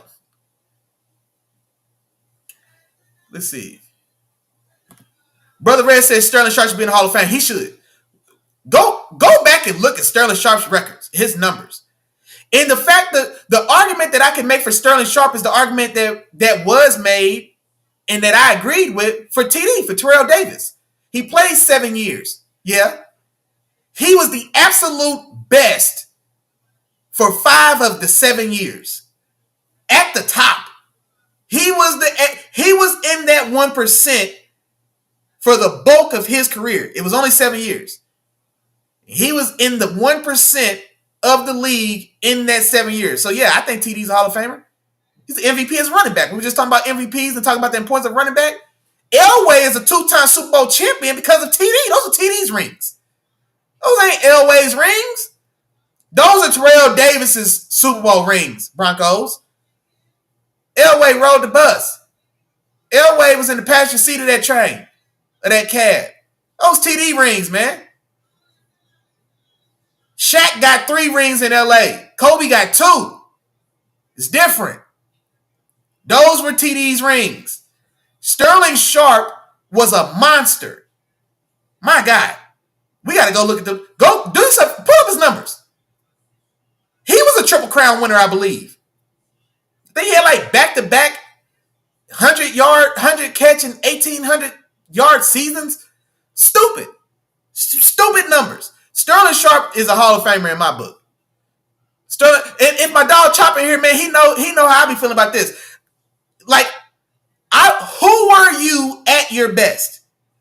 You know what I'm saying? That's what makes you a Hall of Famer. I don't care about a guy who plays 20 years and builds a lot of big numbers, a la Frank Gore. Frank Gore's not a Hall of Famer to me. I'm sorry to tell y'all. Me and my dog Chop argue about that for about 10 years now. I don't think Frank Gore's a Hall of Famer, and that's no disrespect to him. He's the 3rd highest career rusher in the history of the league. He's got 16,000 yards. I don't think he's a Hall of Famer. Because of what I just said. I don't feel there was ever a point where Frank Gore was the best back in this league. I mean, maybe it was the time he played. He was never better than LaDainian Thompson. He wasn't never better than Clinton Portis at that time. He wasn't better than Adrian Peterson. Marshawn Lynch is in his era as well. There's 8 backs I'll tell you before I get to Frank Gore. And he's nice. But Hall of very, very, very good. Him, Ocho, Steve Smith. That's not bad company to be in. But that's how I view him. Sterling Sharp is different. Sterling Sharp played 7 years. He was an All-Pro in 5 of them. He led the league in all the categories that counted in 4 of those years. The only name that could be mentioned with Sterling Sharp at his best when he was playing is Jerry Rice. He was better than Chris Carter. Better than Andre Reed. Better than Andre Rison. Who the other guys back then? You know what I'm saying? I'm taking Sterling Sharp over anybody not named Jerry Rice at his best. In that time, because I'm trying to think of guys right now. Shit. Who? Young T.O.? Sterling Sharp was better than Young T.O. Randy didn't get to the league till 98. Was it 96 or 98? You know what I'm saying? Like, so young Randy and young T.O., I'm not taking them over Sterling Sharp giving me 1,800 yards and 17 touchdowns in Green Bay with a young Brett Favre. Shit, y'all kidding me? Sterling Sharp a Hall of Famer in my book. Hell yeah.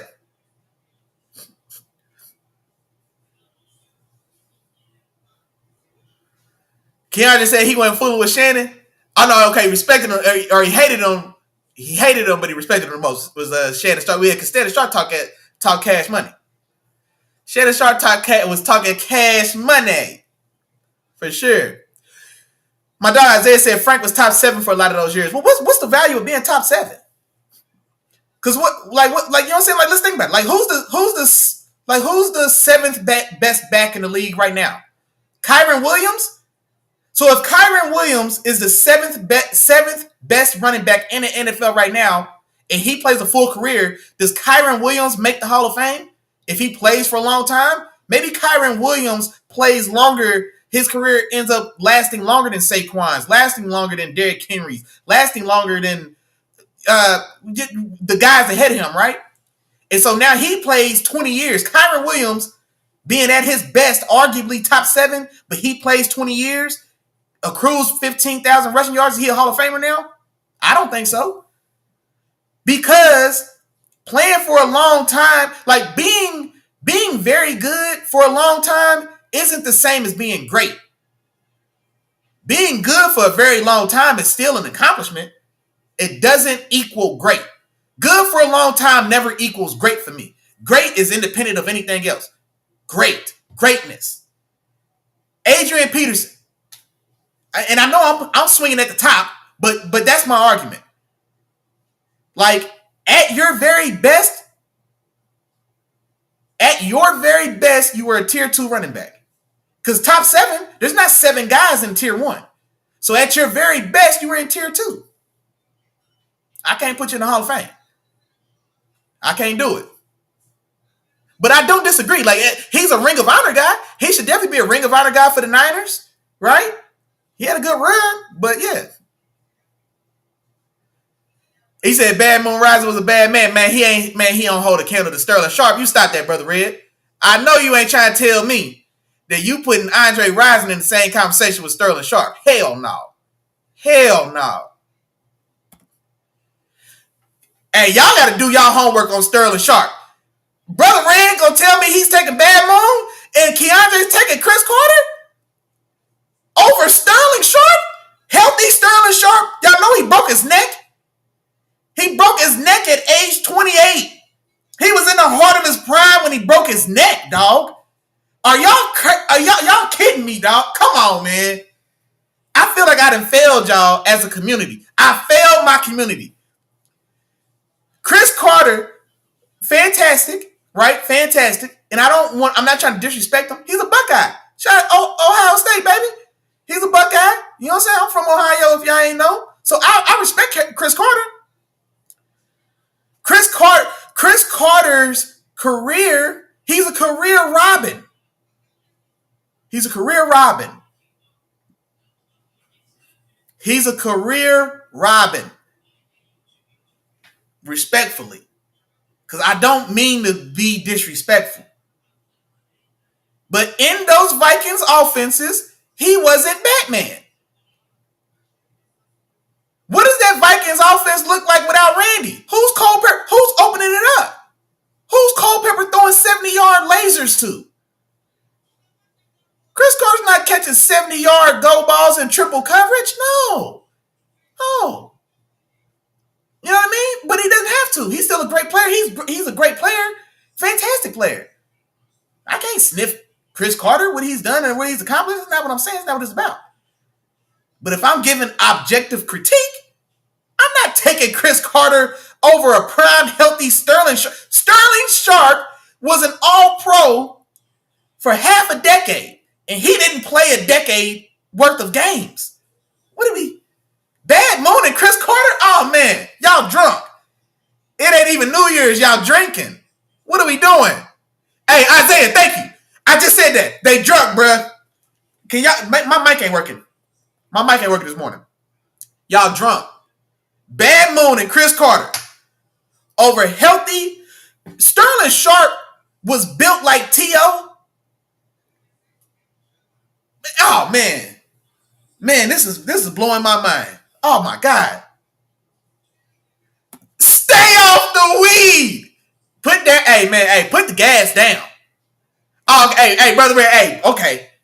Okay, yeah, just showing some love. Hey, appreciate you. Cause I thought you was telling me you was taking Bad Moon. Cause no, Andre Rising, he did his thing. He did his thing for sure. But now Sterling Sharp was a different animal, man. Sterling Sharp is the D Rose of the NBA. Tracy McGrady of the, are you gonna say he's the D Rose of the NFL? What if Sterling doesn't get injured? And he got hurt before Brett really came into his own. Like, he wasn't there on those teams when Brett went to the Super Bowl.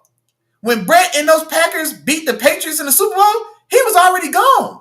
Brett won those Super Bowls with Robert Freeman. They lost that next Super Bowl to TD and the Broncos. Shit, they might win that Super Bowl if Sterling Sharp is there. They might have won those two. You know what I'm saying? Like, they might have beat the Broncos in that second Super Bowl if Sterling Sharp's on that team. Or no, Antonio Freeman. Is it Antonio Freeman or Robert Freeman? Whoever. He wasn't Sterling Sharp. You know what I'm saying? Like, come on, man. Oh, man. Hey, I didn't know that. I didn't know Chris Carter was your all-time favorite guy. My fault, cuz. And this is the thing, too. Like, I respect Chris Carter. I do. Fantastic hands. If we're talking like just all-time hands, I think that's a short conversation. Him, Larry, I think still Jerry Rice. Jerry, Larry, and Chris Carter. I'm trying to think. Jerry, Larry, and Chris Carter. Yeah, I feel good about that. Best hands. If you said the three guys, the best hands ever in the league, Jerry, Larry, and Chris Carter. I'm not mad at that three at all. I'm not mad at that three. No, Chris Carter was definitely a good player, and I'm glad he got in. It's like we publicly had to watch him not make it And it's like, man, damn, man, why I keep playing with dogs like that? Because he did retire at the top. Chris Carter is another example of what I talked about with Frank Gore, where he played for a long time. He accumulated a lot of stats. When he retired, he was like top 2 or 3 in most of the major categories. Top 2 or 3 in career catches, top 2 or 3 in career yards, top 2 or 3 in receiving touchdowns. And so he had accumulated a lot of stats. But at any point, did we ever say Chris Carter's the best guy in the league? Chris Carter's in that 1% of the league. And we didn't say that about Chris Carter. It's the same. It's a similar argument to how I feel about Frank Gore. But I'm not mad that he's in. Like if Frank Gore gets in, I wouldn't be mad if Frank Gore got in. He's still he's a respectable player. Like I respect him for sure. You know what I mean? So, but that would be the difference. Yeah, man. I mean, the Booger Sugar took him down. You know what I'm saying? The Booger Sugar took him down a little bit. But now problem might be a little strong. He definitely really caught his win in with the Vikings for sure.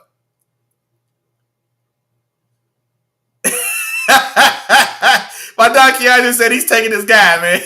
hey, I feel you. Like now that I know that's your guy, I feel you. I'm taking AJ Peterson over anybody, man. Till the wheels fall off. I don't care what y'all say. I'm taking AJ Peterson.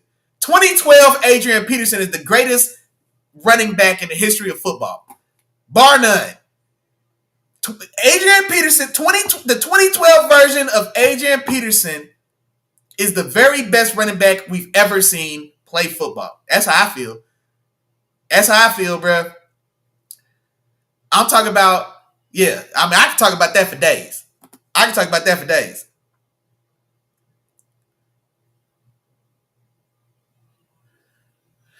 Said Chris Carter was on the 90s All-Decade team. Yeah, and see, that's what, because like Sterling didn't play. He only played, 7 years, I think. I think he played from he only played 7 years, and like that stuff gets a little messy. Oops, hold on. Hey, my dog brother Red say he's fooling with all day as well. Hey, yeah, man. Hey, AJ is my guy, man. Hey, there's been like a handful of guys that could go pro like early. Adrian Peterson was an NFL running back as a freshman at Oklahoma. He should have won the Heisman. Adrian Peterson was a pro his freshman year at Oklahoma. Like Jeremiah Smith right now at Ohio State. Shit. I draft him. He's top 5 right now. He's top 5 pick right now. It's Julio Jones right now. He's 19. So there's a couple guys that are like that, man. Adrian Peterson was definitely one of them for sure.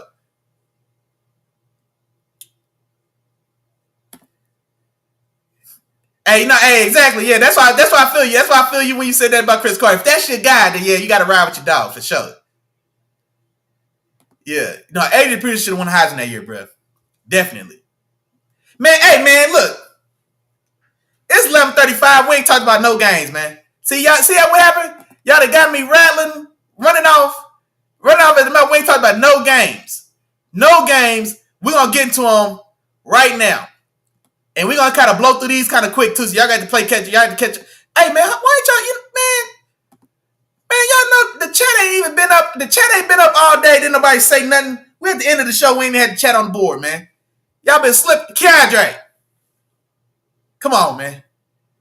Keandre, dog, come on, man. You got one job, man. Now you probably got 3 jobs. You got 3 jobs, but one of them is to let your dog know to put the board up, dog. Put the chat on the board. Golly. Come on, man. Dang. All right, now we're going to blow through these games, man. Carolina on the road at Atlanta. Give me Atlanta to get this done 24-21. If y'all got something to say, you better go ahead and say it because I was going to blow through these kind of quick unless it's one to really talk about. Uh-oh. Where's it at?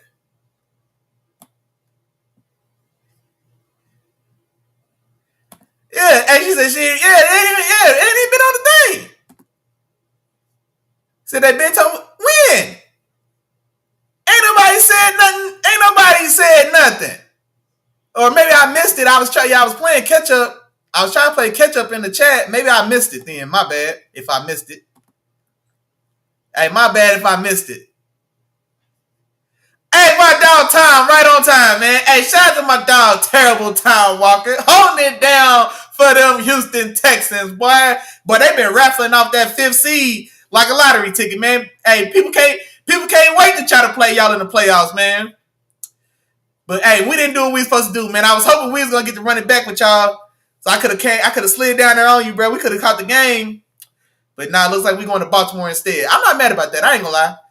I don't mind that we're going to Baltimore because for everything that everybody wants to say, we've been beating Baltimore ass for a long time. Even in this one where they finally beat us for like the first time in 8 games, Russell Wilson had to spot them 17 points. You know what I'm saying? So I ain't mad. I ain't scared to go to Baltimore. But it would have been fun to get to go to Houston, man. Man, you could have caught that game for sure.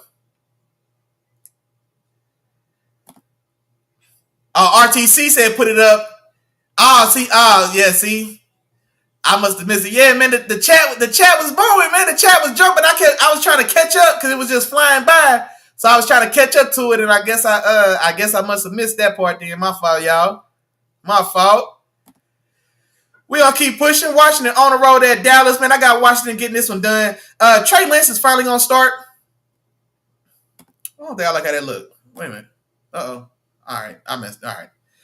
Trey Lance finally gonna start for Dallas. I guess this one game to see what he could do, whatever. But Cooper Rush didn't look awful. I think Cooper Rush solidified himself as a viable backup. You know what I mean? And that has value. Chase Daniels made $40 million. I don't know if he started 5 games in his career. You feel me? Like, so solidifying yourself as a viable backup, that means something. So Cooper Rush has made himself. Cooper Rush extended his career another 5 years with the way he's played for Dallas these last, since Dak Prescott went out. But now, nothing like I said, nothing on the season. CeeDee Lamb's already getting sit down. I don't know if Micah's going to play or not. I know he's been banged up all year. I don't know if he's going to play in this one or not. But Trey Lance is going to play, so I am curious to see just how he looks. But Washington, I definitely expect to win this game. I'm going 24-17. Hey, they said the Texans is paying people stats, man. Y'all leave my... Hey, man, it ain't like that, man. It ain't like that. Chicago on the road at Green Bay. Give me... I didn't put the team I had. See, I was rushing. Give me Green Bay to win this one, 27-6. I probably gave them too much, man. Chicago feel like they in trouble. Give me Green Bay to win this one on at home, 27-16. And, man, this is what I can't wait for these playoffs. The playoffs going to be so... Man, look, this is going to be one of the best playoffs that we've seen in a while. Like, especially in the NFC, there's 2 14-win teams or 3. The Eagles, I think, are going to win today. So there'll be like 3 14-win teams. The Packers are going to be a 12-win team. You know what I'm saying? It's like there's so many high caliber like competitive teams, and then also I can't wait to see who ends up. Well, no, whether it's going to be Minnesota or Detroit in that 5th seed, because that 4-5 matchup against Tampa Bay in Tampa Bay, that is not going to be a walkthrough. All right, that's not going to be a walkthrough. So somebody's got to earn that wild card win when you go to Tampa Bay for that 4-5 matchup. But the Packers have the 6th seed. So Packers against who's left? The Rams, Packers and Rams probably. So the Rams the 4th seed. No, yeah, Rams are 3 seed. I think the Bucks are the Bucks are there right now. So we'll see. Moving on. Matter of fact, this for my dog time, man. Right on time. Houston on the road at Tennessee, last game of the season. I'm taking Houston to win, man. I think Houston, it's been a roller coaster of a season for sure. It feels like maybe more downs than ups, but the thing about it, they are division champions. They are going to host a wild card playoff game, and though it looks like they're reeling, playoffs reset everybody. So yeah.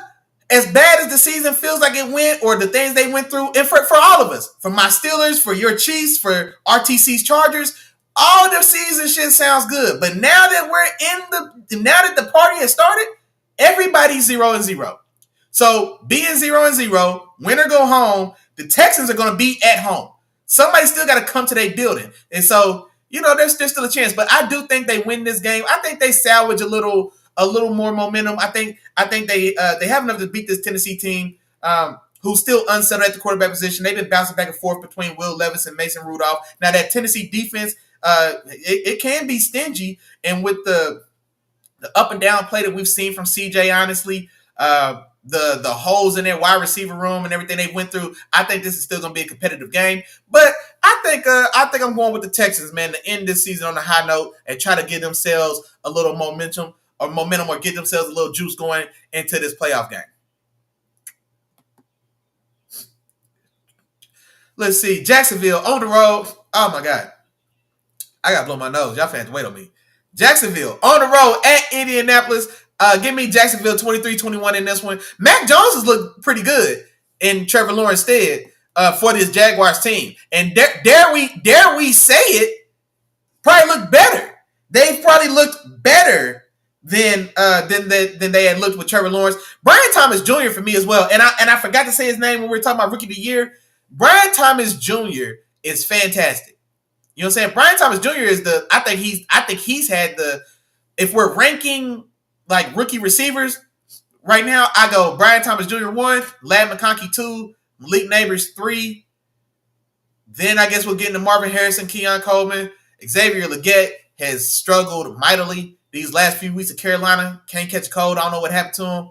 But nah, man, I think Brian Thomas Jr. is a legitimate star in the making. I mean, he's fantastic. And Mac Jones is getting the ball. So I think Jacksonville ends up winning this game on the road against Indy.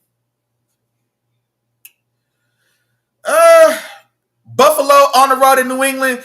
New England doesn't want to win this game. If they're smart, they're the number 1 seed right now. And so, like I said, man, they're ready to go shopping. And so somebody's going to pay a hefty price to go up there and get one of those quarterbacks. That's just the way things go. Buffalo, they are resting Josh Allen. So even with Mitchell Trubisky, as shitty as he is, Lord knows I can't stand Mitchell Trubisky and what he did to me and my Steelers.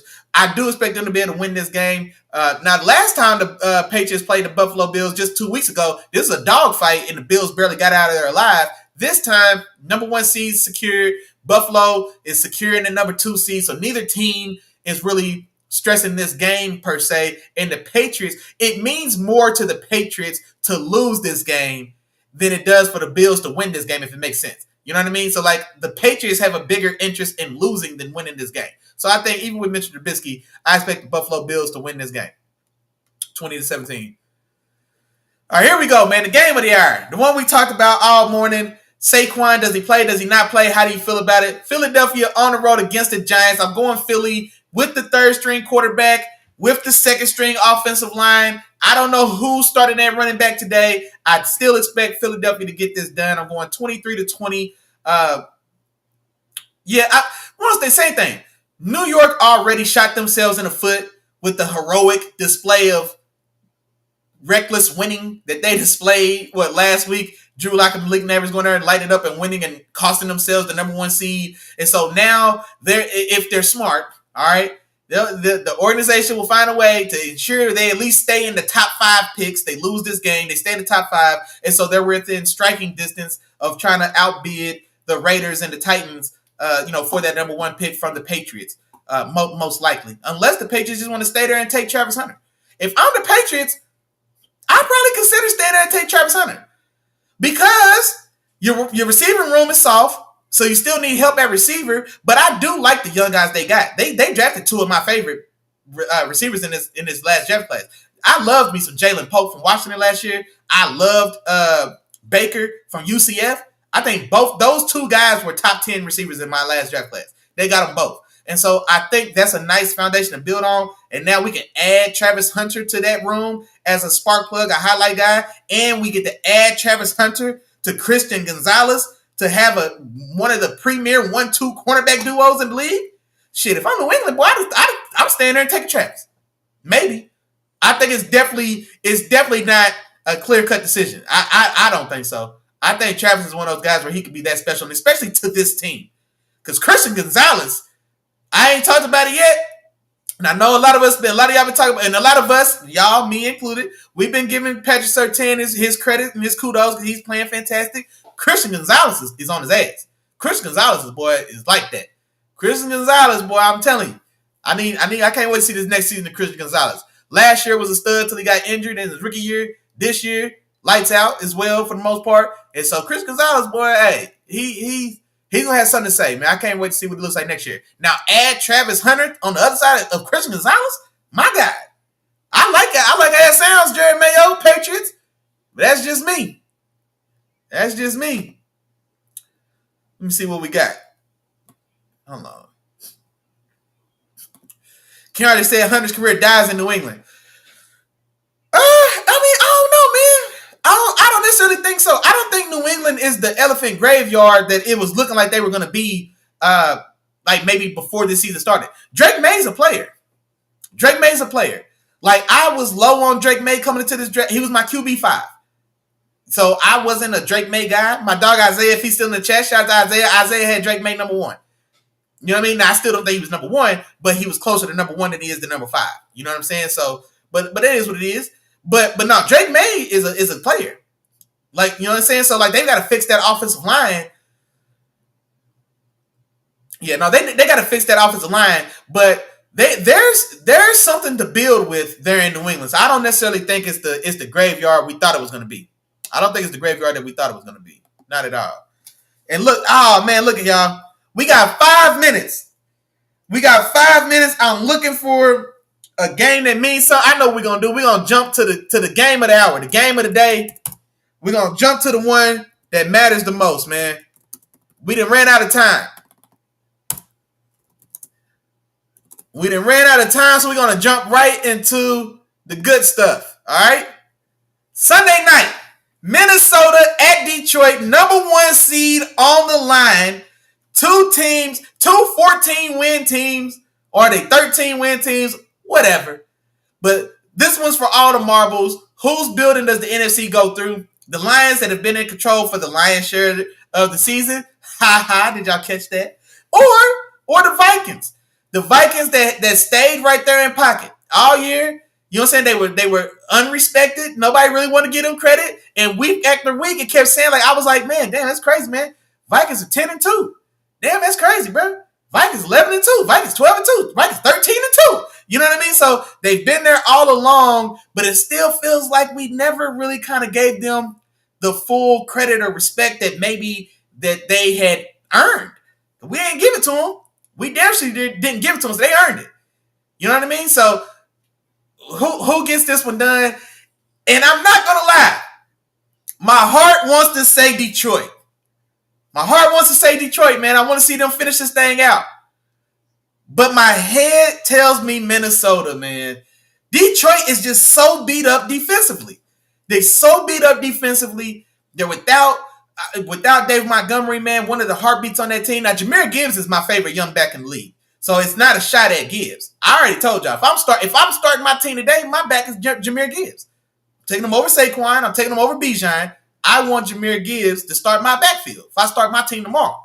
So I love me some Jahmyr Gibbs. All right, it's no disrespect to him, but still, man, they're so beat up, and they've had a couple wars here lately. They had a damn, you know what I'm saying? They had a full-fledged war with Buffalo just 2 weeks ago. Had 2 more players go down in that game. So I think they're just so beat up, and it feels like Minnesota, man, is really Minnesota's just really in a groove.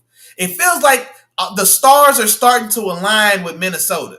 You know what I mean? And then I don't know if y'all saw the clip of like the locker room like waiting to embrace Sam Darnold after that last performance they just had, that last win. They pick him up, you know what I'm saying? They sing. I mean, it's you know what I'm saying? It's like the scene from Rudy. You know what I mean? Like the team is really, really behind Sam Darnold. He's playing fantastic. Kevin O'Connell's probably the coach of the year, in my opinion. So it just feels like they're ascending while Detroit is fighting to keep their nose above water. Because Detroit's beat up, man. You know what I mean? They got like 30 guys on IR. Like literally. Like 30 dudes on IR. And so I think this might be the straw that finally breaks the camel's back. I'm taking my Minnesota. I think Detroit's still gonna.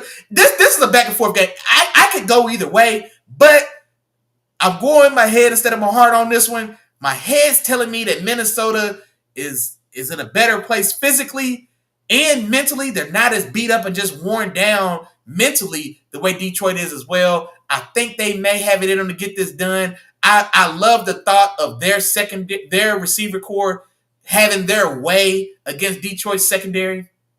especially at the cornerback position. Now, Kirby Joseph, the biggest Pro Bowl snub in the league this year was Kirby Joseph. I think shout out to my dog Isaiah, man. He posted about it in the group. Kirby Joseph was the biggest Pro Bowl snub in the league this year for me. Kirby Joseph, I think, is probably I haven't seen him mentioned. He's probably the defensive player of the year because he's the guy that's really like kept that side of the team together. They've lost 9 starters, something like 8 or 9 starters on defense, and Kirby Joseph has been that one constant that's keeping that deep. Kirby Joseph is the difference between the Lions defense being the Bengals defense. That's what Kirby Joseph did this year. Defensive player of the year. I think so. I think he's defensive player of the year. And he didn't make the Pro Bowl. So, that's where I'm at. But Jordan Addison, Justin Jefferson, best in the business. You know what I mean? That's a tall order. TJ Hawkinson's healthy. You know what I mean? It's a lot of weapons they got offensively, man. I think it may be too much. I do expect Detroit and those Lions to make it a fight now. It's not going to be a walkthrough either way. And I wouldn't be surprised to see Detroit pull this out because that's the team that they've shown us to be. But I'm wondering if at what point is enough. At what point does the dam finally break? At what point does the straw finally break the camel's back? And I think it may be today. I'm going Minnesota 30-27. My dog Keandre said he's taking Detroit 28-24. I can see it. Like I said, I can definitely see Detroit winning this game because that's the team they showed us to be, that they can find a way to rise above, man. They can beat you any which way they want to, running the ball, passing the ball, with defense, forcing turnovers. Kirby Joseph leads the league in interceptions this year. So there's a plethora of ways they've shown us that they can win for sure. But like I said, man, I'm just wondering if it's maybe, like I say, if maybe they've reached maximum capacity, man. I think they may have reached maximum capacity, and I think this might be the one that does it, which is gonna be a shame, man. Something's just not gonna feel right seeing Detroit on the road wild card weekend after essentially leading the NFC from tip to tail just about until week 18, and now they go to sleep. They wake up as the number 1 seed with a bye at home, and then go to sleep as the 5th seed playing on the road in Tampa Bay wild card weekend, man. So that's crazy, but I think that may be what they're looking at, man, and I feel bad for them about it. Mom said, awesome show, Big Nation Business still. Peace and love. Hey, I appreciate you. And just like that, we out of here, man. We had a lot of good conversation this morning. We didn't, excuse me, I'm trying not to sneeze. We didn't get into all the games for sure, but we got into the one that mattered. And like I said, I'd rather get in here and have good conversation, just good football talk. Talking about, I'll tell y'all a secret before we get out of here because we got 5 minutes. Like, talking about the games is an excuse so that I can just get in here and talk football with y'all anyway. So I'd much rather we spend 2 hours just debating football, have a good football talk, knowledgeable football talk. You know what I mean? I love talking football with people who know what they're talking about. You know what I'm saying? So good organic football debate and conversation. That's what I really enjoy anyway. And then in the midst of doing that, let's talk about the games and let's do all this and do all that. But that's what I'm here for, man. So sometimes it might be like, hey, man, sometimes the conversation get too good, man. We ain't gonna never stop a good time to do something else because we got to. If we having a good time, man, we're gonna rock and roll. But be that as it may, man, I'm gonna let y'all go. We got 4 minutes. All right, 4 minutes. Y'all know what time it is, man. Tell the wife and the kids to find something to do and get out your way, man. You find your favorite spot on your favorite couch. You find your favorite TV. You turn your favorite team on your TV. You get your favorite adult beverage in your favorite hand, and you sit down and enjoy your football Sunday, big dog, because you deserve it, all right? Good luck to you and your team, unless your team is playing my team. But other than that, y'all have fun. Y'all be safe. Shout out to all the members that was in the building. All right, I know we short on time, so I was trying to let y'all out of here. But before I do, shout out to my dog, Keandre. I'm going to get you together, man. I'm going to get your stripes. I got to figure out what YouTube's doing. Shout out to my dog. Shout out to the fam bam. My sister, my mom came through. Shout out to my dog, Hoppy. Shout out to my dog, RTC. Shout out to my dog, Miles. My dog, Tom, holding it down for those terrible Houston Texans. He was in the building. Creeko was in the building, holding it down for those Giants. And, man, the rest of y'all know what's going on, man. Say the same thing every week. Feel free to say it with me at home. If I forgot to say your name, damn, my bad. But charge it to my head and don't charge it to my heart. You know I'm thinking about you, big dog. Appreciate y'all, man. Glad y'all got up Got up early this morning, man, attacked it with the dog. Other than that, hope y'all had a happy and safe New Year's. 2025, we here, baby. Y'all have fun, be safe, enjoy your football Sunday. Peace.